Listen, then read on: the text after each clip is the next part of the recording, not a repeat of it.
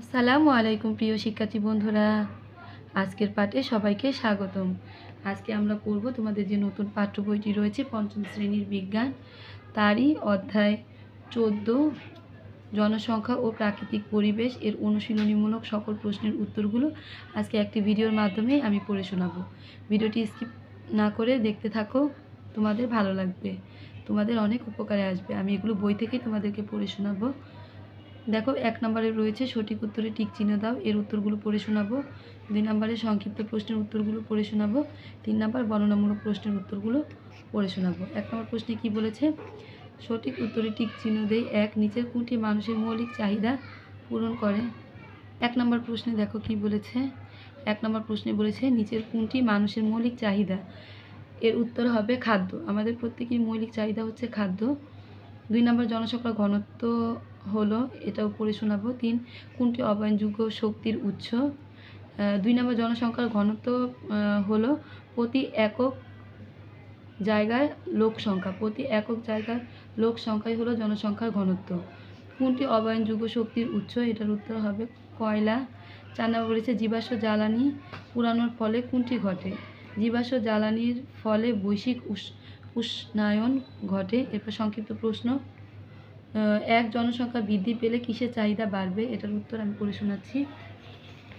তার আগে এই যে টিক চিহ্নগুলো তোমরা দেখে নাও। প্রথমটার নিচের কোনটি মানুষের মৌলিক চাহিদা? খাদ্য। জনসংখ্যার ঘনত্ব হলো প্রতি একক জায়গায় লোক সংখ্যা। 3 নম্বর হচ্ছে কোনটি অবয়নযোগ্য শক্তির উৎস? এটার উত্তর হবে কয়লা। 4 নম্বর জীবাশ্ম জ্বালানি পুরানোর ফলে কোনটি ঘটে? এটার উত্তর হবে বৈশ্বিক উষ্ণায়ন। 1 নম্বর এখন সংক্ষিপ্ত প্রশ্ন। 1 নম্বরে হচ্ছে জনসংখ্যা বৃদ্ধি পেলে কিসের চাহিদা বাড়বে? উত্তর, জনসংখ্যা বৃদ্ধি পেলে খাদ্য কিসের চাহিদা বাড়বে? জনসংখ্যা বৃদ্ধি পেলে খাদ্য, বস্ত্র, বাসস্থান, চিকিৎসা সেবা, ভূমি এবং অন্যান্য প্রাকৃতিক সম্পদের চাহিদা বাড়বে। 2 নম্বর প্রশ্নে দেখো কি বলেছে। পরিবেশের ওপর জনসংখ্যা বৃদ্ধির 3টি ক্ষতিকর প্রভাব লিখি। এটার উত্তর হবে পরিবেশের ওপর জনসংখ্যা বৃদ্ধির 3টি ক্ষতিকর প্রভাব নিম্নরূপ। অর্থ নিচে দেওয়া হলো। 1 বর্ধিত জনসংখ্যার জন্য বাড়িঘর, রাস্তাঘাট এবং ফসলের জমির ব্যবস্থা করতে গিয়ে নির্বিচারে বন উজাড় করা হচ্ছে, ফলে জীবের আবাসস্থল ধ্বংস হচ্ছে। 2 অধিক খাদ্য উৎপাদনের জন্য জমিতে রাসায়নিক সার ও কীটনাশক ব্যবহৃত হচ্ছে, যা মাটি ও পানিকে দূষিত করছে। 3 নম্বর প্রশ্ন, যাতায়াত ও পণ্যের চাহিদা মেটানোর জন্য যানবাহন ও কলকারখানায় জীবাশ্ম জ্বালানি পুরানো হচ্ছে, ফলে বায়ু দূষিত হচ্ছে। এখন আমরা বর্ণনামূলক প্রশ্নের উত্তরগুলো করব। প্রশ্ন 1-এ বলেছে আমরা কেন বিজ্ঞানী ও প্রযুক্তি শিখেছি? আমরা কেন কি বিজ্ঞান ও প্রযুক্তি শিখেছি? উত্তর, জনসংখ্যা বৃদ্ধি সংক্রান্ত বিভিন্ন সমস্যা সমাধানে বিজ্ঞান ও প্রযুক্তি গুরুত্বপূর্ণ ভূমিকা পালন করছে।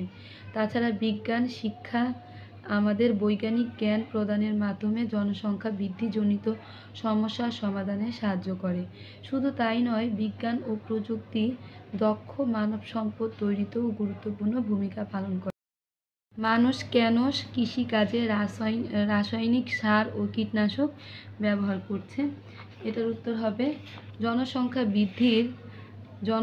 বৃদ্ধির ফলে বাড়তি মানুষের চাহিদা মেটাতে অধিক ফসল উৎপাদন আবশ্যক। একই জমিতে বারবার চাষ করার ফলে জমির উর্বরতা হ্রাস পায়।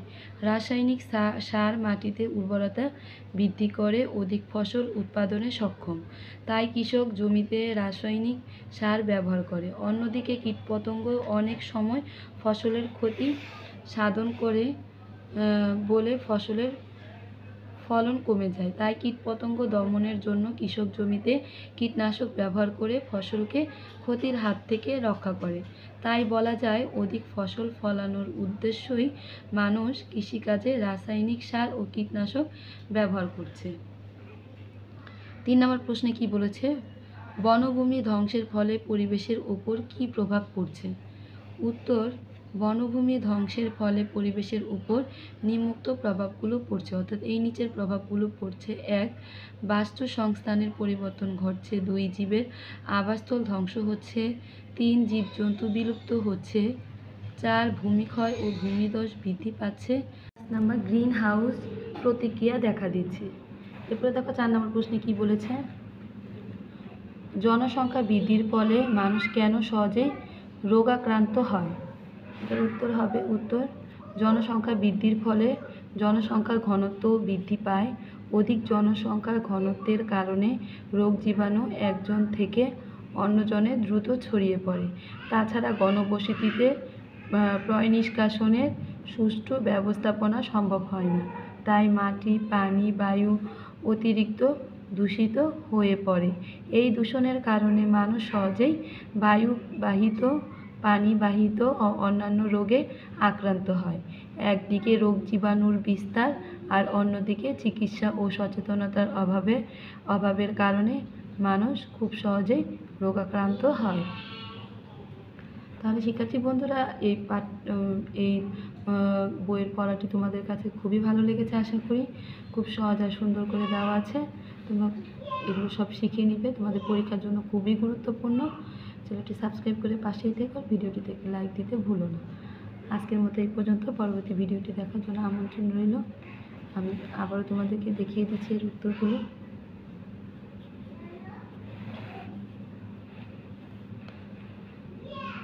এর পরবর্তীতে তোমাদের পরীক্ষা সংক্রান্ত যে নমুনা প্রশ্নগুলো রয়েছে আমি আমার চ্যানেলে আপলোড করব, চ্যানেলটি সাবস্ক্রাইব করে পাশেই থেকো। আর তোমাদের প্রত্যেকটি ভিডিও ইউটিউব চ্যানেলে আপলোড করা আছে প্লেলিস্ট আকারে, তোমরা দেখে নিবে। আল্লাহ হাফিজ।